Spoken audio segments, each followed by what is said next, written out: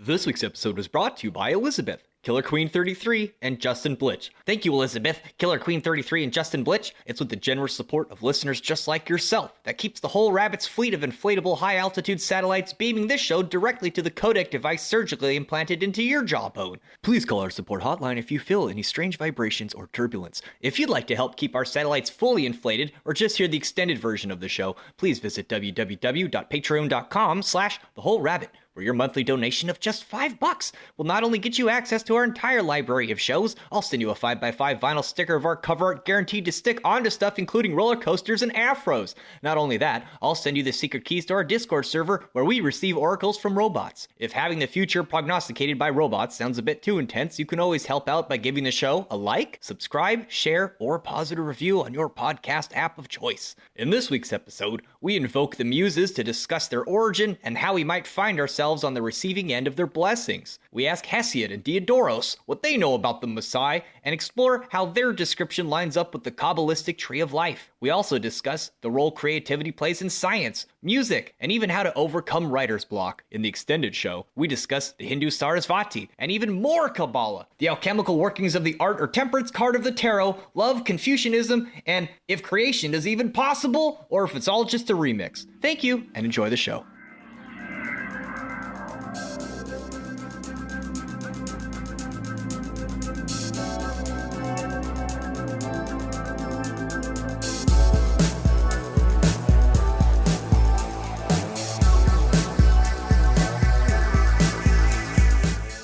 I think it's still like a cool point. Like, if we're gonna, you hear like the secret music because you're doing so well that like the drums that aren't even in the room with you start playing, and then you and your friend are like, "Oh, you hear that, right? Like there's a beat," and it's like, "Oh, dude, I'm tripping too hard." It's wonderful. It's so good though. It's really good. Hello, everybody, and welcome to The Whole Rabbit, where we don't just dissolve the universe in vitriolic pool of occult mimetic analysis. Nay, we call upon all the king's horses and all the king's men and threaten to turn their families into cosmogonic omelets if they don't put it back together again in front of a live audience that paid good money to see this, because this week we're discussing creativity and the invocation of the muse. I'm your host, Luke Madrid, the Hack Rabbit. I'm joined this week by co-hosts, the dutiful doodler doggy of dandy designs, Mari Sama. boof, hello. The musical missile manufacturer, Malachor 5. What's up? And the miniature master of mystery, Heka Astra. Hello. We can actually hear you this week because the microphone is turned in the correct direction. I am not very technologically inclined. I didn't know that there was a proper direction to have a microphone. But you have a wonderful voice. Thank you. Aww. That's so nice. Won't you marry it? So to get us started off here, I kind of just wanted to ask you all the question: what gets you in the mood to make art, or anything for that matter? Looking at other art or listening to it. Sometimes it's a sunset, the sound of children's laughter as they play in the street, fresh muffins and the smell of sweet vinyl chloride in the breeze. That's America for you. All the stuff I wrote down, jokes aside, it all sounded like an urge to connect with something big. I guess my answer's somewhat in the same way, because I have written here the night. And by that, I mean like the abyss, like just everything's equal, chaos all together. I like going there. Definitely hearing other music or looking at, a painting or artwork from other people. I get inspired to not even make that exact, like copy their style, but I get inspired to just do something else sometimes, like clean with like art in mind while I do it. But it definitely motivates me very easily when I see something good. I think for me, I'm happiest when I'm creating something. If I go for too long without creating something of my own accord, I tend to get a bit depressed. Actually, I think creativity for me is linked to my happiness. And I think that goes back to my childhood. My dad was really good at helping us cultivate creativity, and he'd figure out little activities for us to do and stuff. And he had this one game that he'd play with us. He just called it simply the drawing game. My brothers and I, we'd each have a piece of paper. My dad would have a piece of paper, and you would just do like random shapes. Like you do several random shapes and stuff. Nothing specific. It's like all pretty abstract. And then you would swap papers with each other, and you would make something out of these random lines and squiggles and shapes. That game is so fun, no cap. This is a game my dad made up when I was a kid. It really helps you to like cultivate that creativity because you'll make things out of stuff that's not really meant to be that. Like it's not like they were thinking of that when they were doing it. And it does kind of tap in a little bit, I think, to like the pareidolia, the phenomena of seeing faces in shapes or in the dark, except it extends further than just humanoid silhouettes and stuff. There's actually a drawing exercise or a game that's exactly what you just described. But I would play it with myself when I was a kid is I would just close my eyes and make a random scrawling on a piece of paper, and then I would have to make a full picture out of it. You also get that thing where if you stare at tiles on the floor or maybe like the popcorn ceiling in your room or the static on the TV, you can kind of start to see not even just faces, but like illustrations. It sounds a lot like automatic drawing, kind of like what Austin Osman Spare would do, just close your eyes and scribble on a paper. But then you just passing that on to somebody else to work with is like,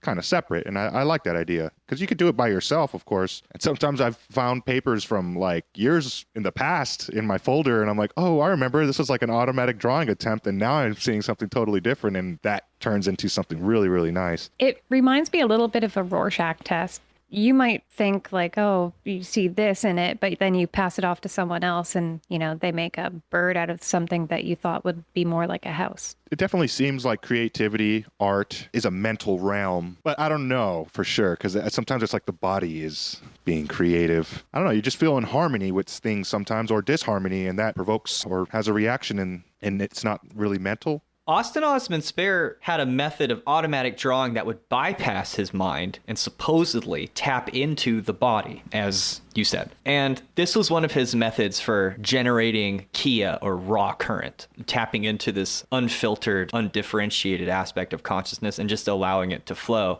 And if he hadn't been so weird, he would probably be heralded as one of the best English portrait artists of all time. This brings us to the conversation of how do we tap into that part of us that is most creative. There is a standard test done in psychology to measure your level of creative thinking. The prompt is often, you have a brick. How many things can you think of to use the brick? And people will expand upon many different uses for just one single piece of literally clay. Apparently, the more uses you can think of, the more creative you are. And while researching this episode, I came to the conclusion that our modern understanding of creativity seems a bit confused or inconsistent with its own understanding. And it begins to move very quickly into the mystical and the magical as it was expressed in the past. I think it's, the whole idea of creativity is coming to its like breaking point where it's starting to break its own rules and it's getting confusing, as you said. And the longer you listen, it sounds almost like they're just saying what we used to say in the ancient past, but with like fancy language and sometimes contradicting itself. For example, in an interview with Mark Meyer in 2017 at the National Gallery of Canada, Jordan Peterson said, creativity and openness are probably synonymous. But that begs the question, openness to what? He goes further to say, open people are interested in ideas and aesthetics. And while intelligence and environmental pressure seem to play an important role, he pointed out that some people, despite being industrious, disciplined, and conscientious people, were simply blind to beauty.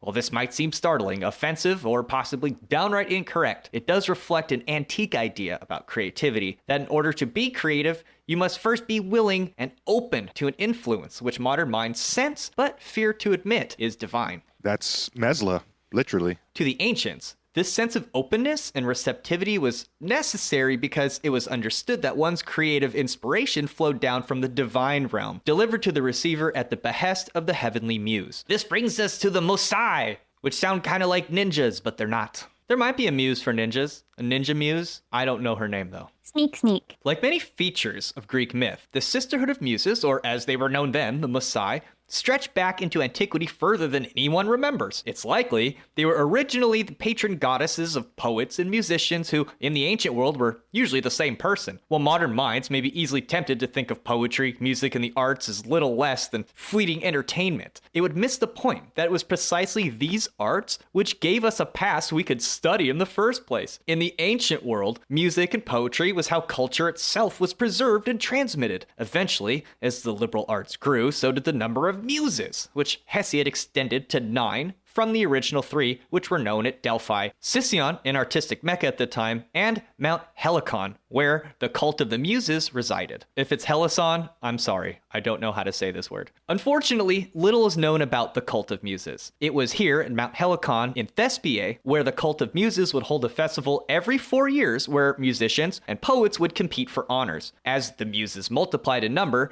their roles became more specific. One of the original 3 in Sicyon was named Polymathia and represents a broad spectrum of liberal arts. Likewise, the connection between the liberal arts and historical record were not lost on Greek poets. In fact, Hesiod's Theogony, the oldest primary source for Greek myth, opens by honoring the Muses, naming Mnemosyne, or memory, as their mother. Though he does mention the Muses have the capacity to lie if they so choose, saying, Shepherds of the wilderness, wretched things of shame, mere bellies, we know how to speak many false things as though they were true, but we know when we will to utter true things. Anyone want to guess who their dad was? Zeus? Indeed, 'twas. Why am I not surprised it's Zeus? Zeus was everybody's daddy. Hesiod opens his Theogony by speaking of the Muses, as it was tradition for the great poets to speak of their Muses early in their works to invoke them. Them in Pieria did Mnemosyne, or memory, who reigns over the hills of Ulthur, bearer of union with the Father, the son of Kronos, a forgetting of ills and a rest from sorrow. For 9 nights did wise Zeus lie with her, entering her holy bed remote from the immortals. And when a year was past, and the seasons came round as the months waned, and many days were accomplished, she bare 9 daughters, all of one mind, whose hearts are set upon the song, and their spirit free from care. A little way from the topmost peak of snowy Olympus, there are the bright dancing places and beautiful homes, and beside them the Graces and Himorus, or desire, live in delight, and they, uttering through their lips a lovely voice, sing the laws of all and the goodly ways of the immortals, uttering their lovely voice. That sounds nice. They do what they want, and it's good. I think it's interesting to note that their mom's name is Memory. So these are beings born of memory. Am I understanding this correct to say that they're also, both memory and the Muses are outside of the realm of immortals as they come and they go? Is that the idea? They can be virgins and mothers and sort of flit around as they please. They don't seem subject to things like fate. It just seems like since Mnemosyne, since her bed is remote from the immortals and that's where she bore the Muses, it seems like that might also be implying temporary states coming and going as they see fit. In Greek, Musa is a type of goddess and a common noun which literally means art and poetry. As Pindar says, one possessed of a Musa is one who excels in the arts. Musa finds its root in the Indo-European root men, which is also the source of the Greek mnemosyne and mania, the English mind, mental and monitor, the Sanskrit mantra, and Avestan Mazda. So the Greeks would say it's mental. It is likely in the early times the Muses were a vague collection of deities, undifferentiated within the group. Later, great poets like Hesiod and Homer assigned Mousai specific artistic spheres. Calliope, she presided over epic poetry. Clio, history. Urania, astronomy. Thalia, comedy. Melpomene, tragedy. Polymania, religious hymns. Oratio, erotic poetry, Euterpe, lyric poetry, Terpsichore, choral music and dance. Each muse was also accompanied by an instrument sacred to the art they specialized in. In 30 BC, in the time of Augustus Caesar, Diodores wrote his Bibliotheca Historica, which was meant as a universal history.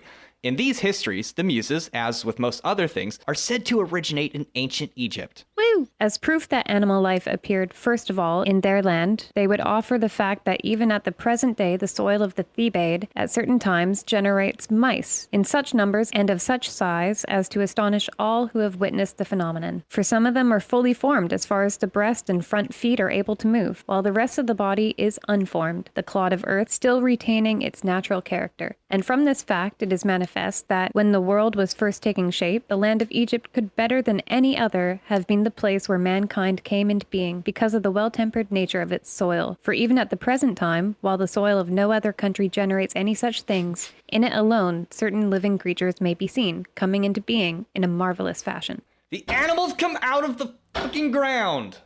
And It's reflected in Egypt's real name, Hemut, which means like black land, as in fertile land. The Muses enter the story as attendants to the god Osiris, who is referred to not just as a sun god whose name means many-eyed, but a historical person as well, who acts as a sort of Santa Claus of divine wisdom, delivering priceless gifts to the unwashed masses wherever he goes. Osiris was the first, they record, to make mankind give up cannibalism. For after Isis had discovered the fruit of both wheat and barley, which grew wild over the land along with the other plants, but was still unknown to man, and Osiris had also devised the cultivation of these fruits, all men were glad to change their food, both because of the pleasing nature of the newly discovered grains, and because it seemed to their advantage to refrain from their butchery of one another. Shoving their face full of muffins. Muffins instead of cannibalism. Honestly, it's a bit like the Melik Taus story from the Yazidis, where they're in the garden and King Peacock's like, you should eat the grain. It'll give you the ability to do stuff. Have you eaten the grain yet? Why haven't you eaten the grain yet? Grain is for cattle. It's on Osiris's campaign of peace, in which his muses are said to attend him, 9 in number, as the tradition by now had established. While he was in Ethiopia, their account continues, the satyr people were brought to him, who, they say, have hair upon their loins. For Osiris was laughter-loving and fond of music and the dance. Consequently, he took with him a multitude of musicians, among whom were 9 maidens who could sing and were trained in the other arts. These maidens being those who among the Greeks are called the Muses. And their leader, Hegetes, as the account goes, was Apollo, who is for that reason also given the name Musegetes. As for the satyrs, they were taken along in the campaign because they were proficient in dancing and singing and every kind of relaxation and pastime. For Osiris was not warlike, nor did he have to organize pitched battles or engagements, since every people received him as a god because of his benefactions. I think it's interesting that it says specifically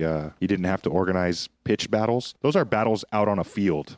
That's not like a battle with like under siege, like you're in a castle, I'm not, I'm invading your home. It's like a free-for-all in the middle of the field, right? Yeah, where things like flanking and all that kick in, really. Cavalry kicks ass in a pitched battle. How about some grapes? Game, blouses. He just threw some grain at it. It's just like Prince as a king behind the castle gates eating grapes. Yep. Watching the pitch battle outside of his castle. I guess that's why you have a pitcher in baseball, right? And in bed. Oh! Well, he's saying they don't fight him. They just drink wine and fucking talk about art, like Burning Man. You got a problem, you just throw some grapes and grains at it. That kind of translates to beer and wine. Or dolmas, grape leaves stuffed with rice and fruit. I think we're onto something. By book 4, we see the motif repeated, but with the Greek god Dionysus, who is attended by the Muses in his revelry. But the Dionysus, they say, was a man who was effeminate in body and altogether delicate. In beauty, however, he far excelled all other men and was addicted to indulgence and the delights of love. And on his campaigns, he led about with himself a multitude of women who were armed with lances, which were shaped like Pine cones. Thyrsi, or pine cones. They say also that when he went abroad, he was accompanied by the Muses, who were maidens that had received an unusually excellent education, and that by their songs and dancing and other talents in which they had been instructed, these maidens delighted the heart of the god.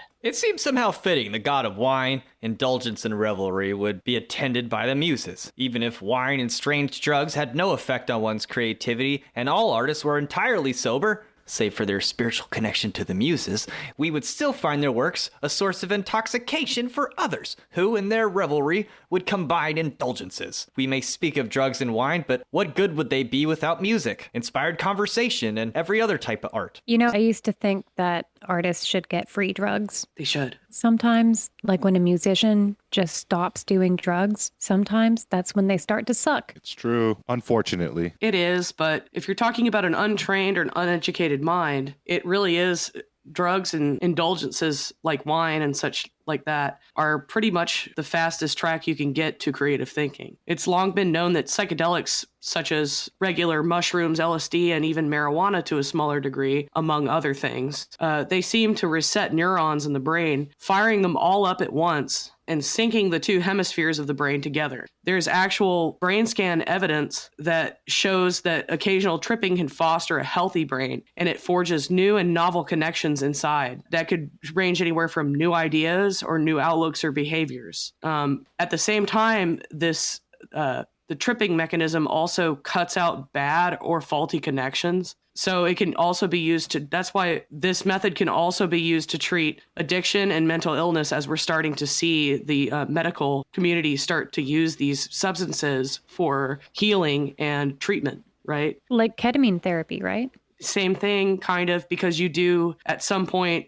at a higher dose, you have an out of body experience. And when you do brain scans on people like this, the brain scans look like people that are in the highest state of meditation, like monks meditating, where they leave their body, basically. It's really weird. It looks exactly the same on a brain scan. I've heard depression related to the notion that the same neural pathways are being basically abused and overused. And psychedelic therapy, specifically ketamine, can dam up or block those channels to allow new ones to be made. Yeah, I think what happens is the whole brain lights up and the new connections are forged through that action. So there becomes an alternate path you can take other than this self-destructive spiral that continues to happen with mental illness and depression. Imagine a river trapped in a really deep channel, but then it rains and it overflows, and then there's water in a bunch of different little channels and cracks going everywhere, connecting to each other, that kind of thing. Or it blows out, like, say there's a fallen tree or a beaver dam, it blows that out, and now you have a new pathway for the river to forage. Beaver dam. I mean, that's really what it does, though. It's really interesting. And not to say that you have to do drugs to get to this state. You can do it through meditation and all these other things that we're going to talk about later. Facts. But it's the fastest way to obtain that. But at the same time, it's a double-edged sword, because if you're not ready to take on that level of creativity all at once, you can actually traumatize yourself if you go too far too fast, right? And Jordan Peterson will tell you all about being high risk and high reward if you're a neurotic artist type, and how it's the winner takes all. A lot of great artists die young, and it may or may not be from drugs, but definitely creativity is linked to a higher instance of brain abnormalities or personality disorders. You get a lot of mental illness. And I'd like to mention Crowley's idea of magic without tears. Again, it's like a very important concept to understand, given everything positive we've said about tripping out on drugs, and loosely equate that to pleasure or ecstasy. Using drugs to get into that state of mind was something that Crowley definitely understood, and he practiced, and he motivated for people who shared that same experience of pleasure under the influence of drugs or whatever the hell, right? So when you're in that positive trip realm in your magic, that's what's going to build and create things. It's not going to be found in your suffering, though there could be magical operations for that. I think Crowley was just like, no, the one that is about pleasure and not suffering is the better one, because the other one, those bridges will get knocked down once I tap into this pleasure or no crying mode for a second, No crying mode. I like that. He's equating your true will to ultimately being your pleasures as well. Push the boundaries of what you're capable of by pursuing your own pleasure or will. The only thing I would care to add to that sentiment is that I don't think he's saying if you do the magic, there won't be tears. The text magic without tears was more like, do the magic the way I say and it will work with less effort. And nextly, maybe most importantly, if there is heartache, tears, suffering along the way in the journey, that's not the most important part of the journey. The important part is what comes after, or what remains, which is what you said. But there's gotta be tears, damn it! There's tears in magic! You must suffer! Of course. I didn't say there wasn't, but that's what Crowley was trying to get everybody to focus on, is to get away from like the Christian paradigm of we're all sinners, you got to kind of wallow in it and just like give it up to Jesus. Yeah, that's He's like, not no, screw that. He's like, no, my religion is about the opposite idea of that. Yeah, that stuff is like a greasy film over the water you're trying to get at. But that also shouldn't stop you from slurping it down as hard as you can and getting used to some of that grease in order to get the refreshing coolness of the water. Yeah, suffering makes you grow stronger after all. It'll only propel you further towards that goal, as long as you take on that positive mode of thinking, right? The suffering is like the joint paper around the weed, which is the joy. It holds it together maybe, but it's not the thing you're smoking, really. No, you're right. That's perfect. In the spirit of pushing metaphors to their breaking point, we've discussed Venus quite a bit on this show lately, and recently discussed its relationship to the sphere of Netzach on the Qabalistic Tree of Life.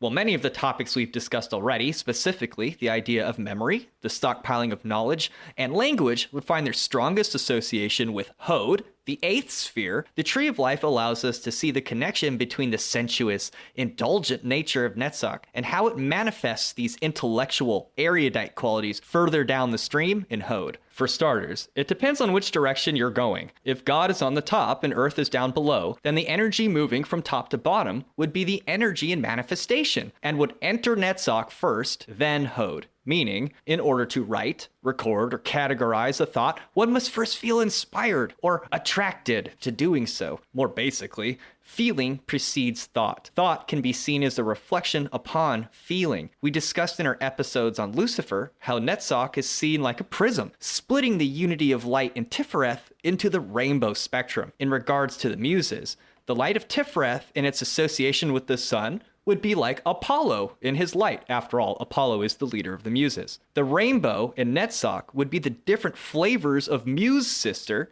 and their unique area of specialization, replete with tools and equipment, would correspond to its expression in Hode. But what about the energy when it's moving the opposite direction, backwards toward God? How might we approach the inspiring rainbow of Netzach? This brings us to the question: if your muse is not tapping into you, how do you tap into the muse? I think there's a bunch of different things you could do. You can meditate, break routine, get out of your comfort zone, open your eyes and your heart to both yourself and the outside world. Do thought experiments with yourself, like what would it be like to be an eagle and have a beak, or feel feathers vibrate in the wind? What kind of stuff do I dislike? With fashion design, I would deliberately seek out styles that I disliked, and then I'd try to find something I could like about it, maybe a texture or a button or a collar. And there's bound to be something anywhere that you look. You can find muses anywhere, even in the things that you dislike. So I think breaking away from heavy biases can help, because sometimes it closes us off to our muses. Like breaking out a habit, I have certain music styles I thought I didn't like until I actually started listening to them actively. Yeah, listen to something new. Go somewhere you haven't gone before. I have here written that rest is important, but even listening to this stuff, it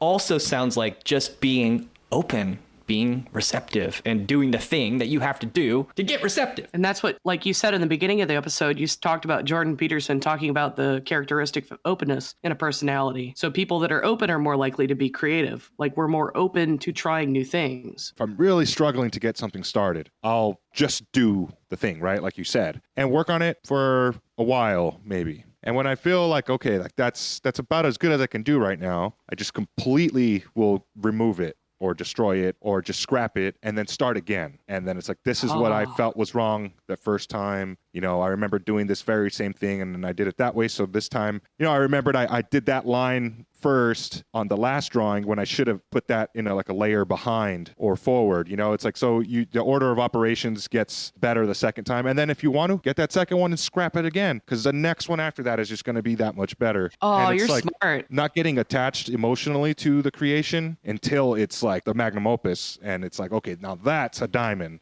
But sometimes, like for me personally, I get stuck in the loop of just like, no, fuck that. That's the old version. Like I got a new one, and I just keep on like. That's why I don't have an album out, is because it's like no. We're changing the lyric a little bit. No. We got a new guitar. Let's record it with the guitar now. So it's a constant arms race kind of in my own head.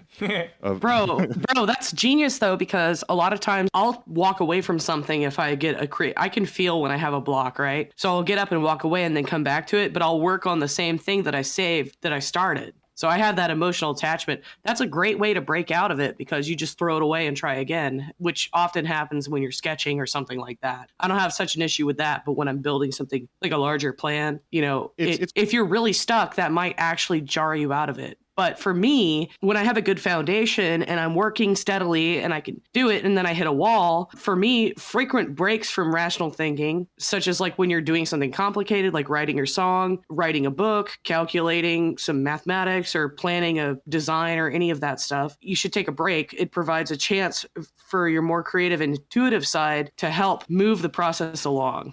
Apparently, Einstein would often tout this method, and a lot of other geniuses and creative masters have cited the benefit of taking a brisk walk or some kind of exercise outside in the middle of the day to break up the workday. I do it personally twice throughout the day at my own job to avoid getting stuck on a project or getting that, creative block. And it really does keep burnout away, and I can come back to something and my blinders are off and I find a new way to approach the problem that I have on my page or my project. And I also think that this method is a really great argument as to why we should require physical and creative activities in children's education as young as possible. Like, you heard of people saying they're canceling the art program. There's no such thing as PE anymore in school. And they even stopped recess at some point when I was younger. And I think that that's a terrible thing, because these classes, these breaks between the studies for either physical activity, play, or artistic expression or musical expression,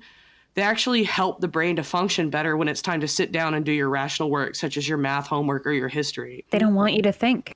Exactly. It's trying to fit them into the cog of the machine instead of making a whole rounded person, right? And teaching them how to do not just good work, but revolutionary and pushes the borders of what we know as humans. Like, paradigm shifting ideas come out of this kind of activity. Innovative thinking. Exactly. Like Hecka mentioned, meditation is also great for this, but personally, if you have trouble clearing your mind and all that, go ahead and daydream, because daydream is what we call active meditation. Your mind is active, you're imagining things, you're exercising your creative intuition, and that also counts as a break from your work. I think it's encapsulated in the phrase sound mind, sound body, sound spirit. We need to exercise our body as much as we exercise our mind. I really do believe creativity is something that you have to continue to cultivate. And it's very helpful to start when you're young, but it's never too late to start. It's never too late to start. It's like brushing your teeth. You build a habit, right? Yeah, cultivate is a good word for it too, because you are kind of planting seeds, mental,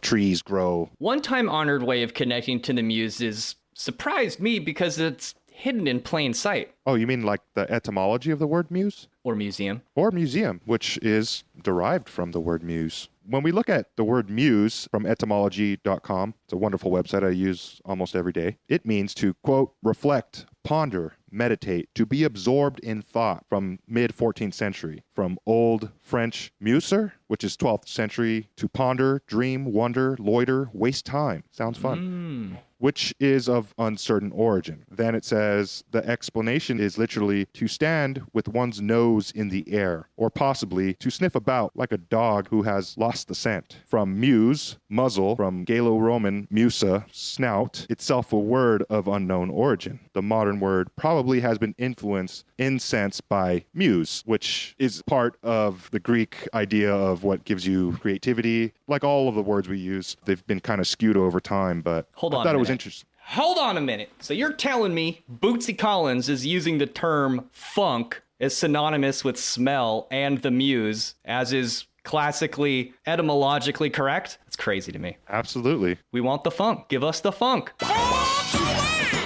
And then museum is said on etymology.com from the 1610s, the university building in Alexandria, from Latin museum, library, study, from Greek museon, place of study, library or museum, school of art or poetry, originally a temple or shrine of the Muses. Boom. There you go. It's like every time you go to a museum, etymological roots of that idea is that you're going to a temple of the Muses. And all those ideas and those feelings you feel, that's because the gods are speaking to you. I find it a little bit disheartening, though, that museums are so highly controlled in what they choose to display. They only want certain muses to talk to you when you enter. I think there's a few ways that divinity speaks to us, and I think through dreams is definitely one of the methods that they communicate with us humans. I know for me, art is integral to lucid dreaming. The more that I make art in waking life, the more vivid my dreams are, and the easier it is for me to lucid dream. A lot of what I used to paint, the subjects that I would choose to paint when I was in high school were often based from my dreams. Also made them kind of nonsensical paintings.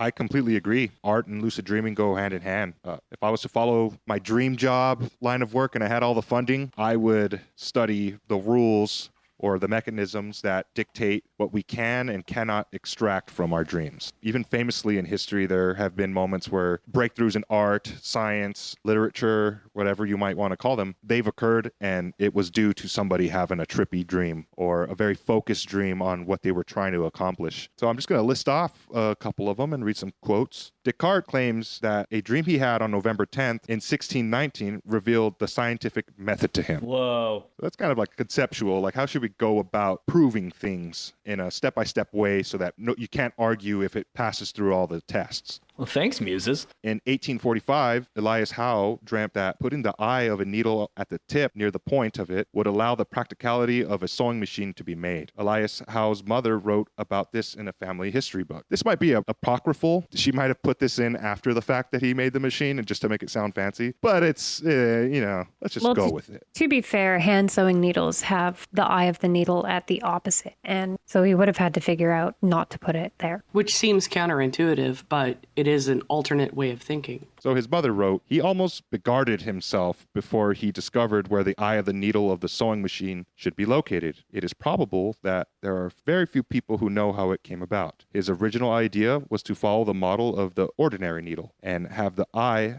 at the heel. It never occurred to him that it should be placed near the point, and he might have failed altogether if he had not dreamed he was building a sewing machine for a savage king in a strange country. Just as in his actual working experience, he was perplexed about the needle's eye. He thought the king gave him 24 hours in which to complete the machine and make it so. If not finished in that time, death was to be the punishment. Howe worked and puzzled and finally gave it up. Then he thought he was taken out to be executed. He noticed that the warriors carried spears that were pierced near the head. Instantly came to the solution of the difficulty, and while the inventor was begging for time, he awoke. It was 4 o'clock in the morning. He jumped out of bed, ran to his workshop, and by 9, a needle with an eye at the point had been crudely modeled. After that, it was easy. That is the true story of an important incident in the invention of the sewing machine. Make it so. In another interesting instance, Dmitry Mendeleev dreamt and saw the periodic table visually before waking up and then putting all that information down on some paper and tried to make it make sense. That's why it looks so funny. He said that he was struggling to find a way to organize the elements and that they just fell into their places. Only one mistake needed to be corrected later when they started doing the math and figuring out electrons and molar mass. I think that's pretty amazing. Well, the way that it's laid out, too, is that there's physical properties. They're grouped together in these periods that have similar properties, and then also the element groups, like you have gases and metals and all this other stuff. Right. It was laid out so perfectly, and there was maybe only one mistake after he laid it out on paper. That's intuition. Another interesting thing here is that it's called the periodic table because that's the order that the elements came into existence as. There's no other way it could have happened. Weird. It's mathematical. And for certain, we know that sensual arts can be developed in dreams as well. I can't get my head around culinary arts myself, as it requires 2 senses in harmony, our smell and our taste, to translate into the real world. So I'm just not in tune enough. You shouldn't eat in your dreams anyways. That's how the fairies get you. Oh. It's true. So maybe I'm onto something here. But maybe the idea to warm food over a fire came to somebody in a dream in the past, and they were like, that will taste good because I had some warm nuts off the bush and those were good. How about we roast them over fire? Ooh. Or fire the meat. I think Jerry just fell into the fire one day and then everyone decided to eat him. I mean, if something burns, sometimes it smells good, But I don't want to be a pasta. It's a real creepy pasta there. To bring it home and talk about some personal experiences that I've had, I myself have written songs in dreams and brought them out to the real world. Aphex Twin's 2 albums, Selected Ambient Works Volumes 2 and 3, they both contain tracks that were first brewed up in a dream. Richard James, who is Aphex Twin, said this: melodies were easy to remember. I'd go to sleep in my studio, I'd go to sleep for 10 minutes, then write 3 tracks, only small segments, not 100% finished tracks. I'd wake up and I'd only been asleep for 10 minutes. That's quite mental. I vary the way I do it, dreaming either I'm in my studio entirely the way it is, or all kinds of variations. The hardest thing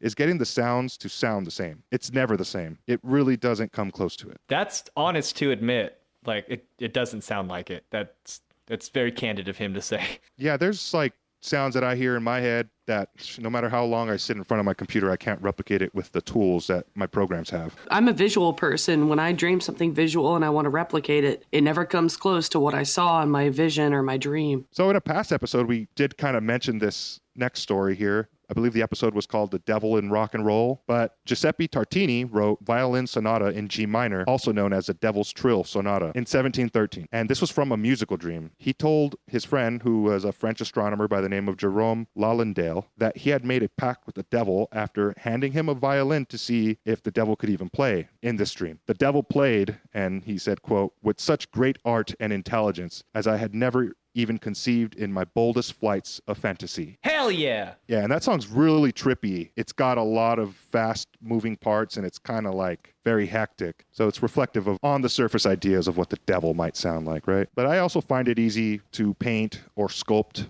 in my dreams. And the tool used there is like a mental picture or a mental camera device rather than like a mental sound recording device that I use for music. That's fascinating because I usually work in pictures. I know music is visual to an extent, and there's math that's equated with it, geometry, but I can't translate it myself. But you're of the musical mind, and you can see these things the way that great musical artists have seen it before. Still can't bring it out exactly the way I hear it, though. Sometimes gets me stuck. I've had a much easier time with art from my dream, like making paintings of my dreams. I've had much greater success with that than I have with bringing the music from my dreams. Right. I find the visual side of the senses to bring out from a dream to reality much easier. Definitely. Even better than writing it down, because I have dream journals too, and you write what happens, and you read it back, and it's like, that's just dumb. Like, it doesn't make any sense. Flaming orbs of Sigmund! Yeah, and sometimes it really puts me back, and I can't get through the message, and it really fucking sucks. And that's what we call writer's block sometimes. You know, I feel like I'm connected to something, I got a job to do, but can't fucking do it. Can't translate it, man. I think everyone experiences some form of creative blockage from time to time in their own way. I know for me, I don't tend to have an issue with what it is that I want to create, but more so the blockage for me comes in the form of how to go about doing it. Sometimes I know what I want to write or what I want to paint, but I just can't seem to express it properly. I know some people have a harder time figuring out the subject of what they want to create. Some psychologists have suggested that the creative blockage is largely due to not embracing the vulnerability that's inherent in experimentation, or the uncertainty that may come from taking on a new process of creation. There really is a vulnerability to creating. Yeah, I mean, I would agree with that. It's like you have this perfect image in your mind, and to put pen to paper, you don't even know where to start at sometimes. But the whole point of breaking through this is you got to start. And if it doesn't look right, you start again, or you build upon what you've started. I find that like you're trying to hack something and you're just trying every freaking combination of password in every order. Yes. It's like hard. It's like really time consuming, but eventually we'll get the code. I think by setting rigid standards for ourselves to abide by, that we often do so at our own creative detriment. Having high standards often leaves us no room to be susceptible so that we can be experimental. Different creative expressions have different kinds of blockages as well. So for instance, writing is typically considered a highly cognitive expression, whereas a painting might be more intuitive or emotional, but it's different for every person, right? Yeah. With writer's block, there's an almost romanticized idea of the struggles of the creative individual. You know, the whole starving artist kind of thing is romanticized. And this might actually make the writer feel more connected to their craft, having suffered for it. And this itself can become a cycle. They become addicted to it. And many times the creative blockages come down to the fear of criticism or judgment, whether it's by ourselves or from others. But sometimes creative blockages can come from being forced to create, like if it's your job to create, and that can take away from the natural feeling of the flow of creation. So people that create for a living, they tend to push back against the artificial flow of the demanded creativity, whether it's conscious or not. And this in and of itself can result in a creative block. And this is why I get up every couple hours and walk around, because that's my job. I have to disrupt it in order to get my flow back. Same. I have to take breaks too. Like because you do graphic design for a living, right? Mm-hmm. And it's not necessarily like I am doing an advertisement or a package design or something, but you have to use your creative faculties to be like, okay, here's the information, and how do I arrange it to where I know another person will take it in the most efficient way? Mm-hmm. It's a problem that you need to solve, It's the same as like math or writing a song or writing a book. It's the same thing. But if you get stuck on it and you're like, oh, well, I want this picture to be in this corner and it has to be there. It's like you have to get up sometimes and walk around and you come back and you're like, well, it doesn't have to be there. It can be over here. Like it'll clear up your mind to take that break. Same, or like if you have a problem with the way you're sewing something or the way that you're designing a certain piece of your pattern, you have to come back and be like, oh, well, there's this other way that I could do it. I remember now, after you take your break. Breaks to me are inherent. Like if you got to break out of the creative block, you have to take breaks frequently and get out of the I call it the blinders. Like a horse with blinders on, you get these blinders. When I was in my post-secondary fashion design course, I learned how to draw inspiration from completely unrelated things. So, for example, I would be waiting for a bus and notice the wood slabs on a bench, and I'd start to see them as pleats of fabric, or the rivets were buttons. The veins on a leaf might become embroidery patterns, and the texture of stucco would become textured wool. Like sometimes we pigeonhole ourselves into thinking that our inspiration can only come from something that is already like what we are creating. So a lot of times, if you make clothes or sew like I do, you tend to just look for inspiration in other clothes. Or if you paint, you look at other paintings. But this largely does close us off to an entire world of inspiration, and it becomes inhibiting. So I think when you stop closing yourself off to how inspiration comes to you, you open yourself up to receiving it in ways that surprise you, like a park bench. Mwah, chef's kiss. For me, speaking about music, let's look at a tree, all right? And analogous to a song. The vocals are the leaves rustling in the wind. The guitar is the leaves themselves. The bass is the wood of the bark. And the drums would be the seasonal changes in color and different patterns of textures that different trees have. And the shape of the tree, whether it's a pine tree, tall little shrub, does it got berries? Does it bear fruit? What's going on it? That's the genre of music. So you can just look at a tree and with how I described it, write a song about different species of trees just based off of what you get from what the tree's telling you. Or if you just want to paint happy little trees, paint happy little trees. Just do it! So we've discussed how art and inspiration factors into creativity, and that we gain inspiration by looking at other masterpieces, by looking to nature. It raises the question, is art theft? In fact, is creation even possible? Or is it just putting things back together in a different order and saying we created something new? If you're going to create an apple pie from scratch, first, you must create the entire universe. But if you'd like to hear the rest of the show where we argue furiously about these topics, as well as discuss the Hindu goddess Sarasvati, the Temperance or art card of the tarot, and even a tiny bit of Confucianism, please visit www.patreon.com/thewholerabbit, where your monthly donation of just $5 will not only get you access to the entire extended episode that you're listening to now, it'll get you the whole library of extended episodes where the Muses hang out and show their boobs. Woo! I'll even send you a 5x5 vinyl sticker of our cover art, which also has boobs, and the secret keys to our Discord server, which mostly doesn't have boobs. Thank you, everybody. Eat carrots and shoot lasers. Boobs. Boob, boob, boob.